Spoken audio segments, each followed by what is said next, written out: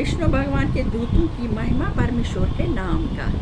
तब जिस तरह जंगल में शेर की आवाज़ सुनकर हिरन भाग जाते हैं, इसी तरह राम नाम मुँह से निकलते ही पाप बदन से निकलकर मारे डर के भाग जाते हैं। जब विष्णु भगवान के दूतों ने ऐसी ऐसी बातें कहकर जमदूतों को वहाँ से निकाल दिया और 4 भुजा वाले दूतों का दर्शन करने से अजामिल को ज्ञान और बैराग हुआ, तब वो परमेश्वर के नाम की महिमा सुनकर समझ कर बहुत पछता कर कहने लगा, देखो मैंने ब्राह्मण के घर जन्म पाकर अपने कर्म और धर्म छोड़ दिया और लोंडी के साथ रहकर अपनी उम्र कर्म में खो दी, और उन साधुओं के आने से मेरी जान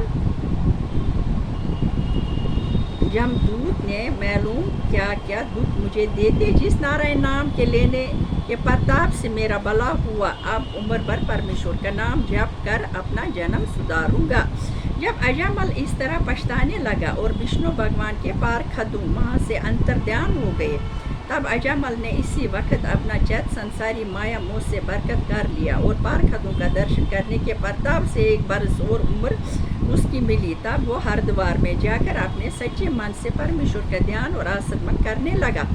जब उसको वहाँ 1 बरस ध्यान और भक्ति करते हुए गुजरा, तब वैकुंठ से बहुत अच्छा विमान उसके पास आकर उतरा। तब वो विमान पर चढ़कर गाता बजाता हुआ वैकुंठ को चला गया और चतुर्भुज रूप होकर वहाँ रहने लगा। ये हाल देवता और ऋषियों ने देखकर उसकी बड़ाई की। इतनी कथा सुनकर सुखदेव जी ने कहा कि राजा, देखो ऐसे महापापी ने अपने बेटे के धोखे से नारायण जी का नाम अपने मुंह से लिया था, वो ऐसी पदवी को पहुंचा। तो फिर जो कोई संसार से बरकत होकर हर भजन करता है, उसकी गत क्या कहना चाहिए, उनका भक्त नरक में नहीं जाता। जय जय जय।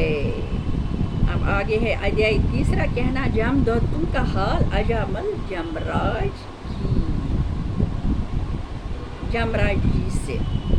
कहना जमदूतों का हाल अजामल का जमराज जी से। अब ये पहुंचेगा जमराज जी के पास, तो फिर ये उसका हाल हम आपको कल